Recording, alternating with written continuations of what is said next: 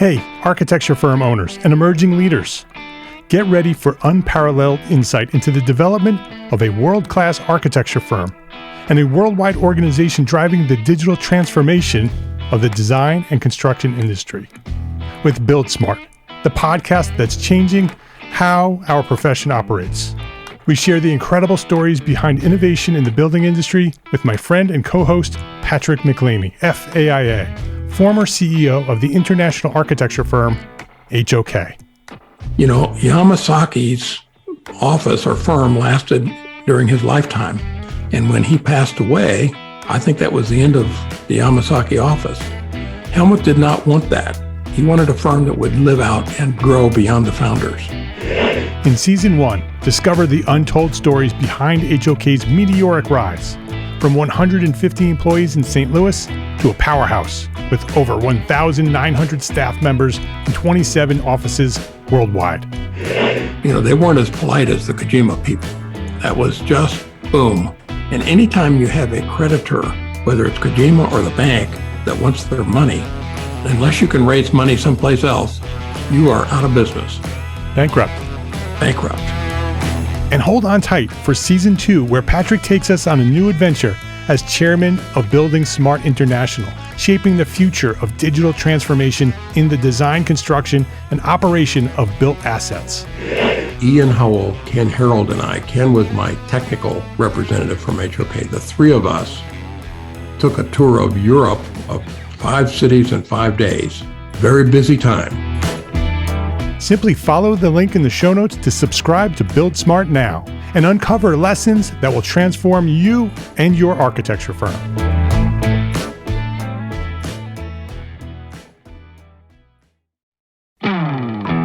Hey, architecture firm owners and emerging leaders.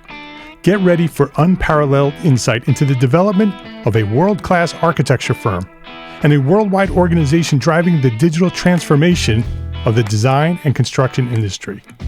With Build Smart, the podcast that's changing how our profession operates. We share the incredible stories behind innovation in the building industry with my friend and co-host, Patrick McLeamy, FAIA, former CEO of the international architecture firm, HOK. You know, Yamasaki's office or firm lasted during his lifetime. And when he passed away, I think that was the end of the Yamasaki office. Helmut did not want that. He wanted a firm that would live out and grow beyond the founders. In Season 1, discover the untold stories behind HOK's meteoric rise, from 150 employees in St. Louis to a powerhouse with over 1,900 staff members and 27 offices worldwide. You know, they weren't as polite as the Kojima people. That was just boom. And anytime you have a creditor, whether it's Kojima or the bank, that wants their money, unless you can raise money someplace else, you are out of business. Bankrupt.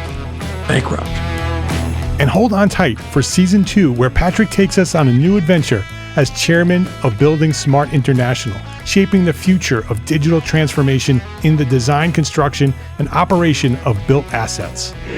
Ian Howell, Ken Harold, and I, Ken was my technical representative from HOK. The three of us took a tour of Europe of 5 cities in 5 days. Very busy time. Simply follow the link in the show notes to subscribe to Build Smart now and uncover lessons that will transform you and your architecture firm.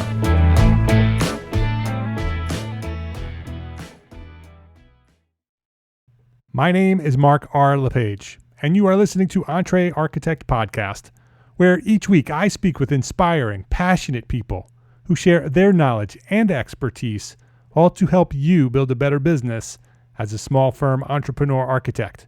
This is episode 371, How to Find an Architectural Photographer for Your Architecture Firm, with Cavin Costello of the Ranch Mine and his architectural photographers, Jason Roehner and Dan Ryan. This episode of EntreArchitect podcast is supported by ARCAT, the online resource delivering quality building material information, CAD details, BIM specifications, and so much more, all for free at arcat.com. That's ARCAT.com.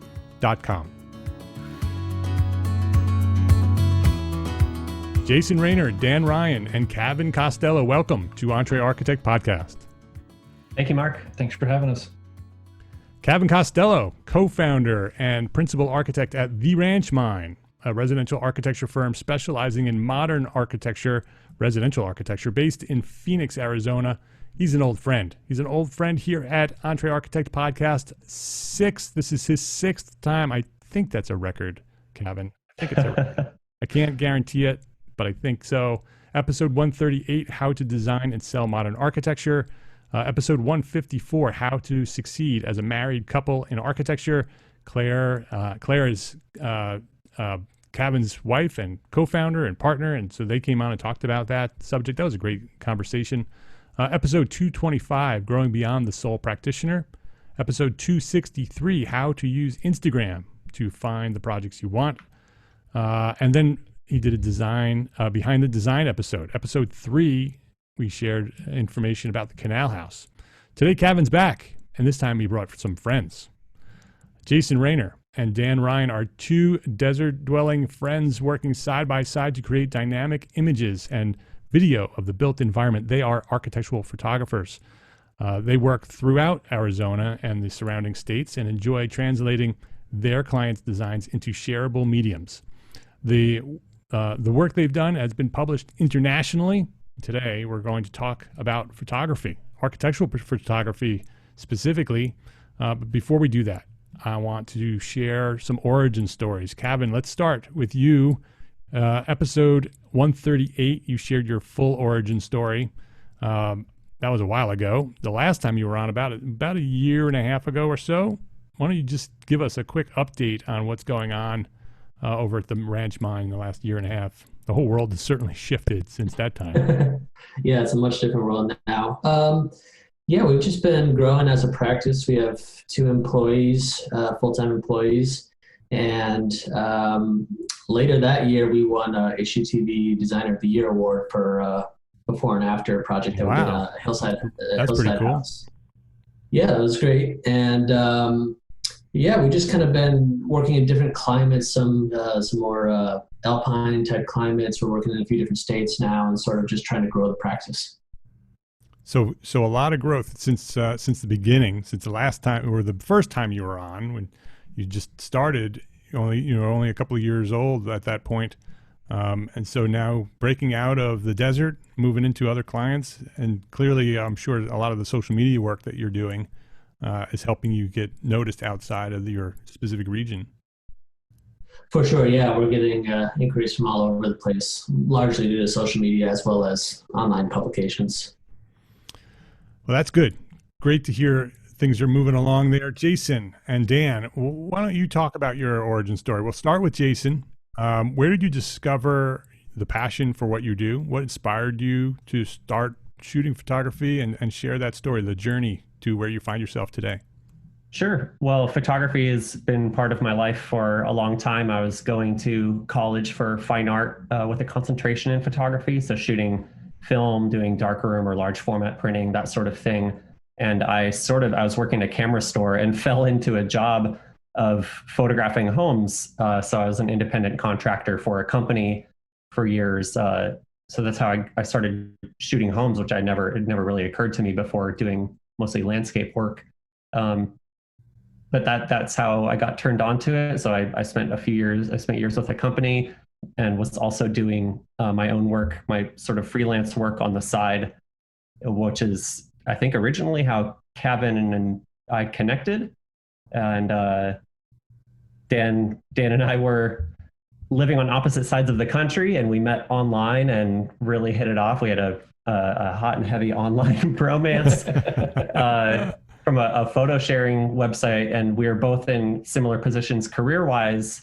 But he was in New Jersey while I was living here, and we got to know each other and just became great sounding boards. And we were both really trying to ascend in our careers into shooting architecture and design. And it was always sort of a running joke, like, oh man, one day, like, there's some photographer duos in other parts of the world. It'd be so cool to do that. And eventually it came to fruition, and we started Roehner and Ryan a few years ago, and it's been a heck of a ride so far.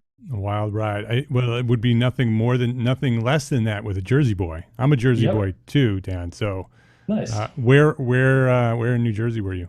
I was in Sterling, just outside, kind of like Morristown. It's Yeah. probably Yep. I grew up in Paramus. Okay. Yeah, my parents still have a house in Paramus. Yep. So share your story. Share how you started and how you ended up in the desert. Yeah. So I started out as actually a photo editor. I was kind of helping a photographer, real estate and architectural photographer, transition from like film to digital. So I did all the editing. And then the 2008 crash happened and became kind of feast or famine. So I bought a open box camera from Circuit City and started taking my own photos. And then just kind of gobbled up any information I could find and just kind of took a chance on myself. I did that for a couple of years, and then my friendship with Jason, and he had this opportunity for us to move out to Arizona, and my brother actually lives out here, so I'd been out here a bunch, and it's just one of those things where like the planets aligned, and me and my wife were just like, let's just try this out. What's the worst that could happen? And so we moved out here 5 years to the day, I think. Almost 5 years to the day. Wow. Oh, man. Yeah. So we should celebrate. Maybe we should. I must be slacking on my anniversaries. Yeah, you need to put a reminder on your calendar. Yeah. You didn't see the hints I left you? The big balloons, the flowers. Yeah. You should understand what was going on. All part of nurturing our relationship. Yeah. I love the story that you met online and had this bromance and found your way to one another, and it's such a great story. So once you got working together, how did that work? Did it work as well as you had hoped? Yeah, I think because we spent years getting to know each other, we were always bouncing ideas off of each other, process-wise, photographically. I think we both had, when he got here, we already had similar ways of approaching things. And then it was really just sort of weaving through things together. And we were just talking about it the other night. It's really been incredible to have this person here that we're always pushing each other. We're always trying to improve. I mean, to bring our best work to a project. And photography is, or could imagine, it's always been such a lone wolf type endeavor that I feel so lucky to be on this journey with him. Yeah, I want to get into the basics of architectural photography, which is what I'd really like to talk about. But I find it really interesting, the partnership. And do you have specific roles that you each play, or do you just sort of shoot as a tandem pair and you just all sort of work together? We do our best to approach things collaboratively. I think we see the same way in many ways, but there's also times that it's having two sets of eyes on a project. So someone might see something that the other hasn't, and then we pursue that shot. Typically, I mean, since we're working collaboratively, sort of one of us will take the lead role on a project and the other will support, and we just rotate back and forth through that thing, through that setup. Yeah. So do you shoot every project together as a team? It's changed with what's going on in the world. We tried at this point to mitigate risk of when we are shooting that maybe not everything needs to be done together. Yeah.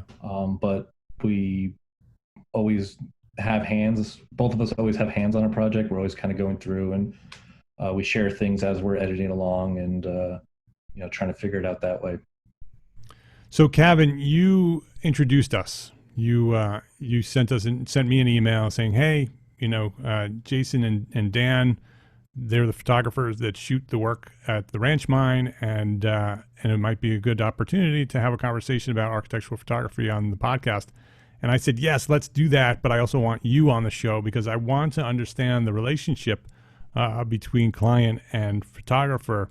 So can you talk a little bit about how you work with Jason and Dan? Sure. Yeah.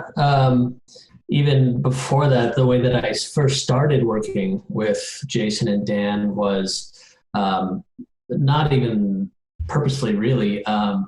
Jason shot when he was working for, I think when you were working for that real estate company, shot a house that we had done.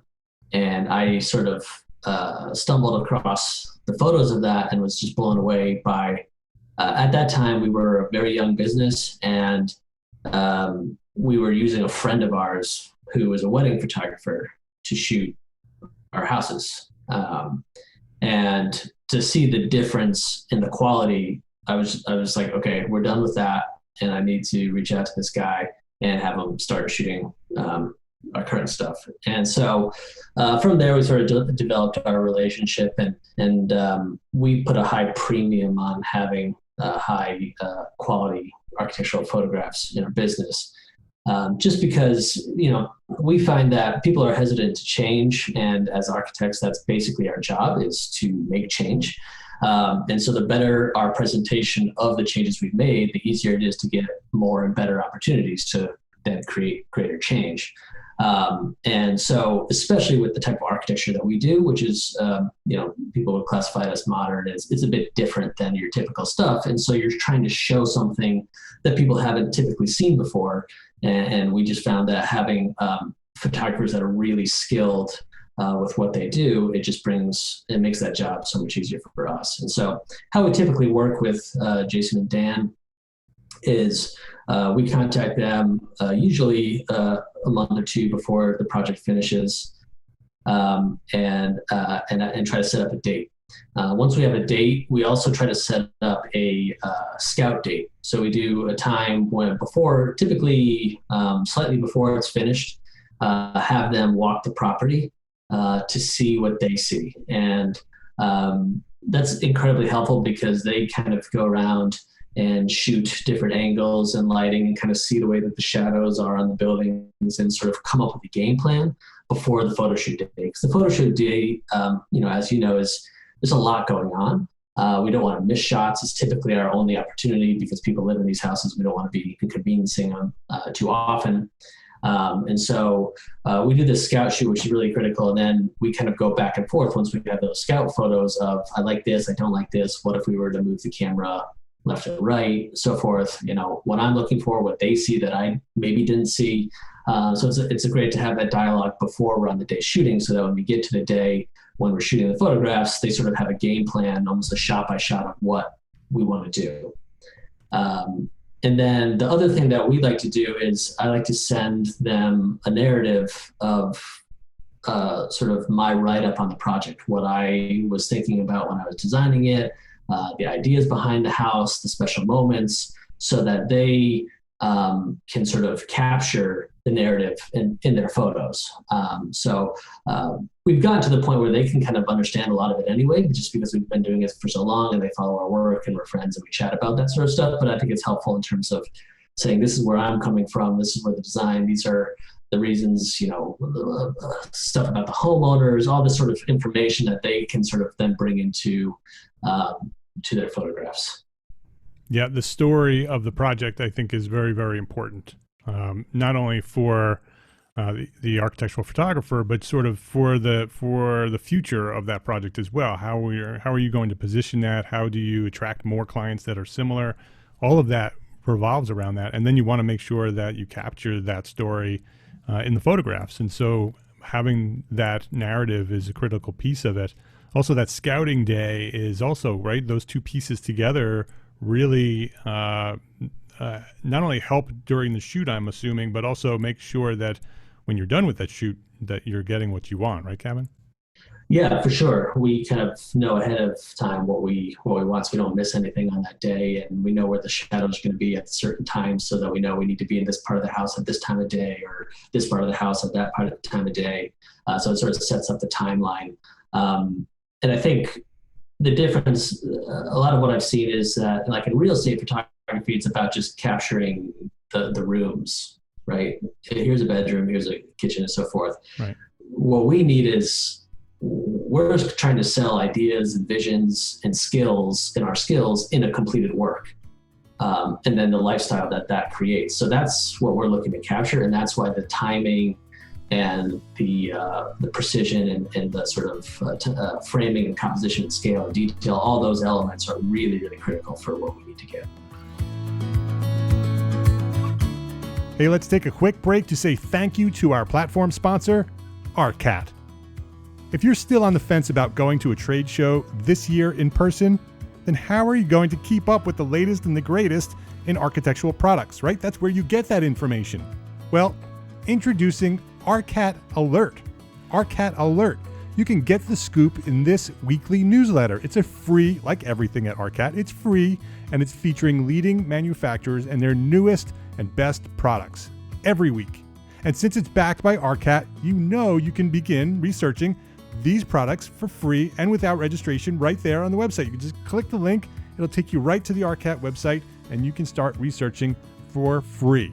And there's also ARCAT Tech. Get it? ARCAT Tech, a curated newsletter of the most interesting architecture stories of the week, a separate newsletter called ARCAT Tech. So it's like architect, but with an A, ARCAT Architect. ARCAT Tech. Get it? It's a curated newsletter, and it has the most interesting architecture stories of the week. You can check out both of these newsletters at arcat.com/arcattect. So it's ARCATECT. arcat.com/ARCATECT. Please go visit ARCAT today and thank them for supporting you, the EntreArchitect community.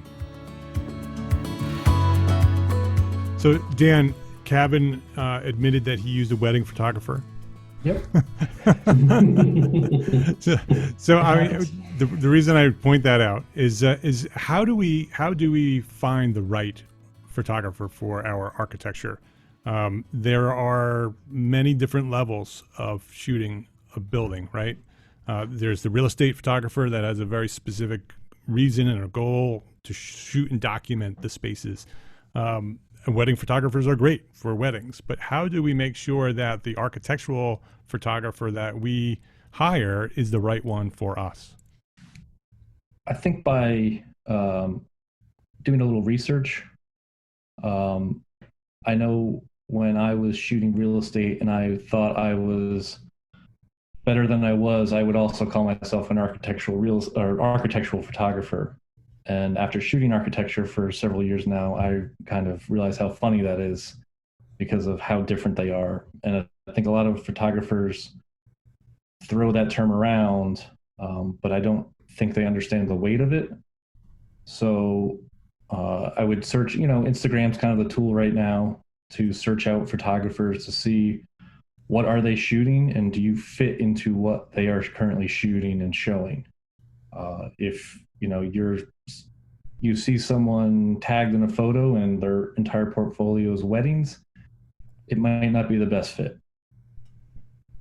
So you're looking for you're looking for an architectural photographer that only shoots architecture, right? Yeah. Yep. It's a specialty. What's the difference in the image between somebody who shoots real estate every day and an architectural photographer? I think Cavin touched on it. With real estate, I almost have started to kind of compare it more to, product photography. Like you're just trying to document something and show it in the best light. One of the things that happens with shooting real estate is you don't really have control over when you're going to be there or what the lighting conditions are. And now, when we spend all day in a house, you see how the light changes, everything changes. It appears to be a living and breathing thing. And I just don't think you experience that when you're there for 2 hours. Yeah. So you're spending much more time, spending much more money because of that time. You're documenting that house in its absolute best light and also trying to tell the story at the same time of that, Yep. of that project. It's not just a documentation, it's art.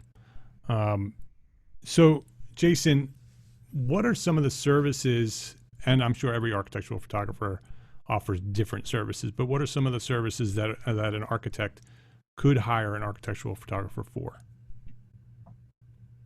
I mean, at the most basic level, we're here to take pictures, create video work sometimes to share their work with the rest of the world. So, we're in an incredible time where so much of our communication is visual now. So that's what we want to do. We want to translate our clients' hard work into those shareable mediums, because you can't traipse your 10,000, 100,000 followers through a house. So we're tasked with the job of translating that and sharing it in an impactful way to the rest of the world. And I think, Cavin mentioned seeing our photos of their place years ago. I think that he had a visceral reaction, or those images resonated with him, and that's how we got together.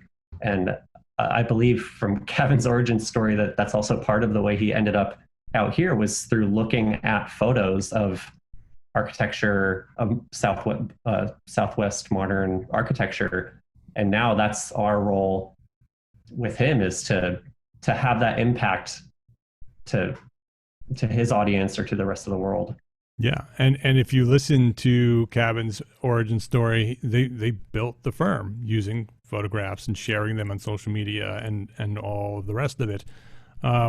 So with that in mind, and maybe this is a question for all three of you, when it comes down to getting those photos and using them on social media and using them for other reasons, is there different types of pricing structures, or is there copyright rules that we have to worry about? How do we get quality photographs and be able to use them any way we want to use them? Are there different, contractual issues that we should be aware of? Yeah, so there's a few different questions in there to touch on. Pricing structure wise, every photographer is going to be a little different. But their fee will typically incorporate the time, so that the creative fee or the amount of time, like the full day or half day type, how much you're spending on site, as well as the retouching that goes into creating the finished photos, as well as a third component would be the licensing or the usage of the photos. And everyone's going to handle that differently. So it's important, especially if you're an architect coming in working with a new photographer or anything like that on those initial contact, you should be asking questions. And we always appreciate when people, if you don't know, there's no trouble in asking, like, hey, can I use it for this? And we're happy to clarify. Also clarifying what you want to use them for is also helpful to us. Yeah. And are you paying differently? If we just wanted it for our website, we wanted to put the images on our website, we weren't going to necessarily try to get it published, or I wouldn't use them for social media, although that would be crazy. But is there a difference in price on how you use them, or are we at the moment in time in architectural photography that it's expected that they're going to be shared, and so therefore the price includes that? For us, we kind of include the normal stuff. You're going to use it for award submittal, your website, you're going to post it on Instagram and Facebook. All that for us is included in our fees. The only thing we run into is if you're having to publish in a magazine, we normally work out licensing with the magazine. And same with publishing it in a book. We normally work that out with a publisher. And that's usually the only thing that we hold back. What we are experiencing now is the sharing on Instagram. When some brand gets tagged in a photo, and then they take the photo and post it to their Instagram. And it's even getting more difficult with, you can sell on Instagram. So like a tile company, for example, they take the photo from, the Ranch Mines post, they post it to there, and then they put, here, click here to buy this tile. And that's the stuff that's getting to be more and more difficult to navigate, because some people want the photo shared across, any possible account. And, it's changing for us. So we're trying to navigate that now, as far as how do we, include that, so we're not we're making sure our client gets the full usage out of their photos. Right. And so those photos that you shoot for Cavin are you own them, right? You own the copyright on those Correct. photos. And so you license the use of those photos. And it sounds like in Cavin's case that license includes a lot, right? There's a broad idea of what you can use them and specifically what you can't use them for. And if they get published by a magazine or in a book or elsewhere that's not covered within that license, then those people need to go back to you as a photographer who owns the copyright, and then you work out a whole other separate contract with whomever wants to license those photos. That's something that I wanted to clarify and make clear to listeners, that when you do shoot architecture, and that's pretty universal in photography, that those photographs, you don't own them. Just like your architectural drawings, your client doesn't own those architectural drawings, you own those architectural drawings. The copyright is yours. The same thing as with photographs. The photographs are the creators, they're owned by the creators, and they license the use of those to you. And so therefore you need to make sure you understand that and be very well aware of what the license is for, right? So you're not restricted from using them for things that you do want to use them for. It's protecting intellectual property and your creative vision. I mean, for an architect, like imagine, designing maybe a small multifamily development, and what we're running into day in and day out is, the place is built and finished, and then imagine a developer comes to you and says, "Hey, I want to build this in another state, can I have the plans? Can I download them or whatever?" And no, you can't just take it and do it. And that's what we're running into every day, is like people don't value it because people aren't valuing images because the work is already done in their mind, that they just want to take it and go from there. But it's like, no, I mean, this is our artwork. And especially for companies, for large companies that want to share and profit off of our work and our clients' vision, our clients' time and investment. I mean, that all needs to be worked out. It's not as simple as just resharing. Yeah, there's a cost. There's a cost to everything, and unfortunately, it usually falls on us and our livelihood. Yeah, and as architects, we should be most sensitive to that, because we have the same issues with our designs and our drawings, where our clients don't always understand that they're not buying the drawings, that they're buying the use of those drawings for a specific project. And so we should also be aware of that with architectural photography. Is there anything else that we should be focusing on as architects who may be looking to hire some architectural photographers for their projects? I think go ahead, Cavin. I was just going to say, from an architect's perspective, I think the value of having very creative people working alongside you, I look at it no different than having a great contractor, than having great engineers, than having it's all part of the same chain. And I think some of the comments I've seen on certain websites and that kind of stuff about finding cheap photographers and that kind of stuff, or I don't make that much money or blah, blah. To me, you get the value, you get what you spend. And I think it's incredibly critical when you spend, years on a project, and you're going to want to then use that project to get other projects for more, years, if not decades, to not let that moment slip through your fingers. And I think it's incredibly critical to find the right people to do that. And honestly, I found that working with great photographers, just like working with great engineers or builders, has pushed me to become a better architect.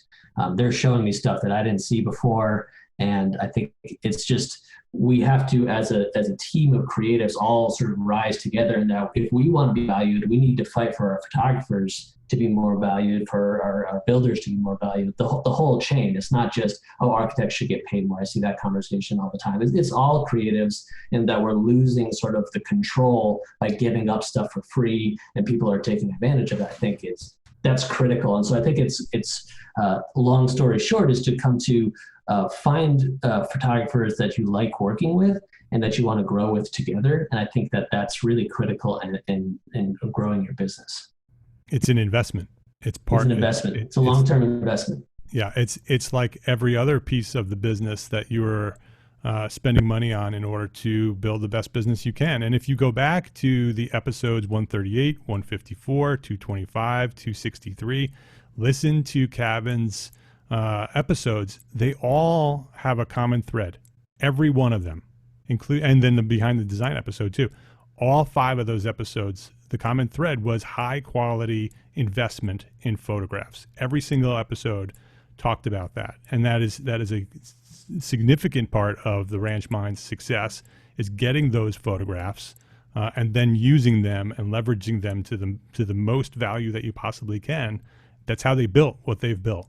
And so, Cavin, super important to make that investment and to hire high quality photographs from photographers who are architectural photographers who do it every day, like Jason and Dan, and do it right, and budget it right into your annual budget to make sure you have the funds to do that, right? Because it's part of the business of architecture.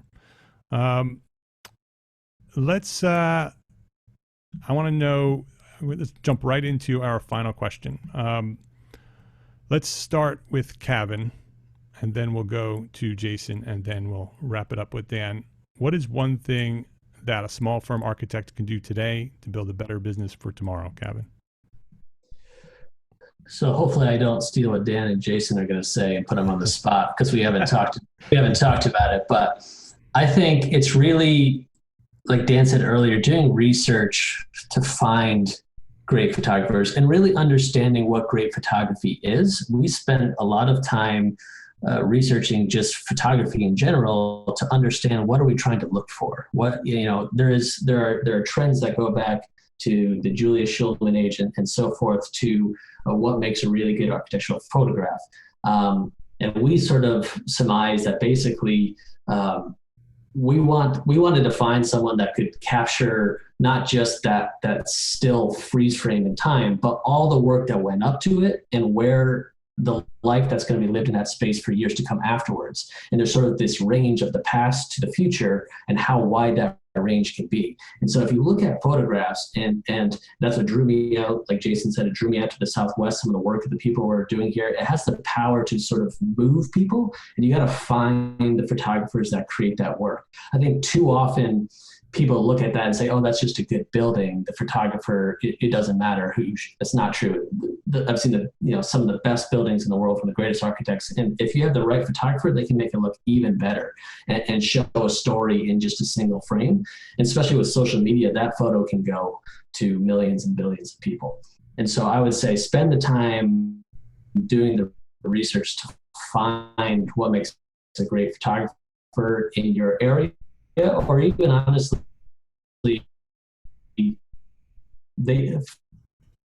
photographers, and Jason can talk about it, and you might say, great photographer, look at the metro area next to you. And I think that's sort of a thing that you can do today. You can be scrolling on Instagram tonight, or you can be looking online tonight, and you can find that solution. Jason, what do you think? One thing that a small firm architect can do today to build a better business for tomorrow? I'd piggyback on Cavin and say find the photography that resonates with you. Look at someone who understands the environment and the light. I mean, that's one of my favorite parts about Cavin's designs, is the way that he understands our locality, our vernacular. So the person that's charged with telling your story should have an understanding of that too. And Dan, what are your thoughts? I think social media rewards people who are consistent and genuine. And I would say audit yourself to see if you're being consistent and genuine and social on social media. I think that's something that people miss out on. They just post their stuff and leave it. Communicating with people and building relationships with people online, it's a big reason why we've had success.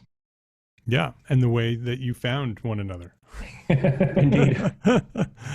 So Cavin Costello and Jason Roehner, Dan Ryan. Cavin Costello can be found at theranchmine.com.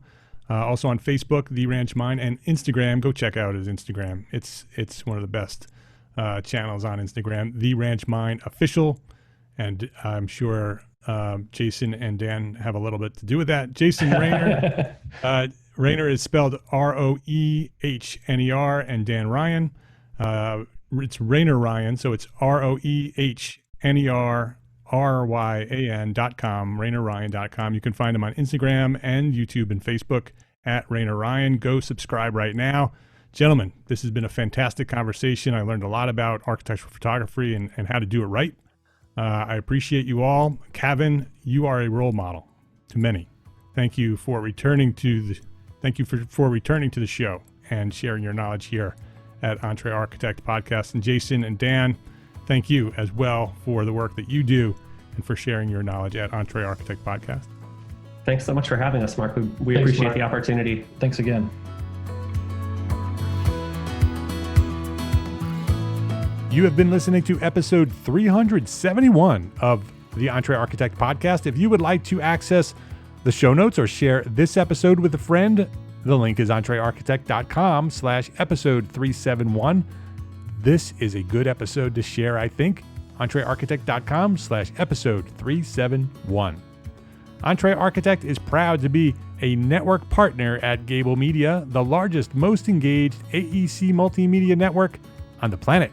And earlier this week, yes, you heard it here on this feed, we announced a new weekly podcast sharing the story of building a world-class architecture firm with my friend, former CEO of HOK, Patrick McLamey. And it's hosted by me. Yes, I'm part of this podcast. I am so proud of this new podcast. Patrick is sharing his stories of growing up at HOK from his very first day as a young design associate all the way through till his final day as CEO. Exactly 50 years later, yes, his entire career at HOK. It is a fantastic story from beginning to end. Build Smart is available now. Listen to Build Smart and subscribe to the show anywhere you listen to podcasts and at gablemedia.com. That's GABL media.com. And I think you are really going to like this podcast, so go subscribe at gablemedia.com. And over at EntreArchitect, at EntreArchitect Academy, we've launched Simple Systems number 3. It's a system for a drawing addendum and a drawing record spreadsheet to keep track of all of your drawing changes during and after the bid process. And it even includes a tutorial video to show you step-by-step how to use the system. And as a bonus, we've even included a third document, a drawing release template. Yes, that is a drawing release template. That is a document that has been so requested from the EntreArchitect community for when you want to share your drawings with a client or a contractor, a drawing release. Go check it out. EntreArchitect Simple Systems is free for all members of EntreArchitect Academy. Simple Systems is always free. For members, just sign into your membership and click the button for Simple Systems, and you will have access to Simple Systems number 3. Membership has unlimited access to this and all Simple Systems forever. If you're not a member, you can still get it. You can purchase Simple Systems number 3 until the end of the day today, Friday, April 16th, 2021. After that, it's only available to members. It's been available since Monday. Today is the final day that non-members can grab it. After that, it's only in the archives at EntreArchitect Academy membership. Learn more about Simple Systems at EntreArchitect.com/Simple Systems. Be well, my friend. Be healthy, be happy, safe, and secure. I thank you. Thank you for listening. Love, learn, and share what you know.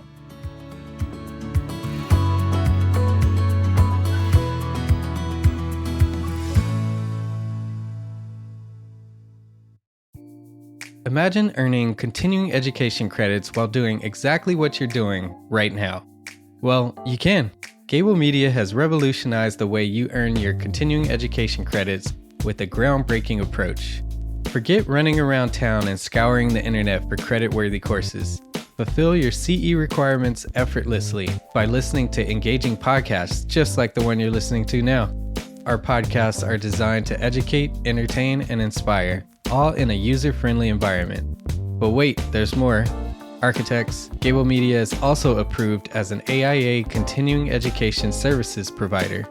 Upon completion, we handle everything, from reporting your hours directly to the AIA to storing your certificates in your personal Gable Media profile for your self-reporting needs. So follow the link in the show notes and start earning your credits in the most innovative and entertaining way possible with Gable Media. Attention architects and creative minds, get ready to supercharge your brand with Build Your Brand, the podcast that's unlocking the secrets of branding success for creatives. Hey there, it's Mark Arlepage, founder of EntreArchitect, and I'm inviting you to join my friend, architect marketing expert Jeff Eccles at Build Your Brand podcast, where he explores the captivating stories of the world's top brands and transforms their lessons into powerful moves for small firm architects and creatives like you. In Season 1, Jeff shares the thrilling tale of Southwest Airlines, where he dissects their journey to the summit and distills it into strategies tailor-made for you. It's important to keep in mind that companies like Southwest compete in the real world, just like you, and face real-world challenges, just like you. You might be surprised at how similar those challenges are to the struggles that you grapple with on a day-to-day basis. Don't miss out on your blueprint for success. Subscribe, tune in, and let's build your brand together. You may have noticed that the very best brands in the world are also known for having somewhat unique corporate cultures. That's often the glue that holds everything together when they encounter those rough spots. We don't do it because it inconveniences the passengers to whom we are primarily dedicated, the short haul, frequent flyer. Follow the link in the show notes to subscribe to Build Your Brand today. Remember, no matter the size, the journey's the same. Your brand's journey to the top starts here.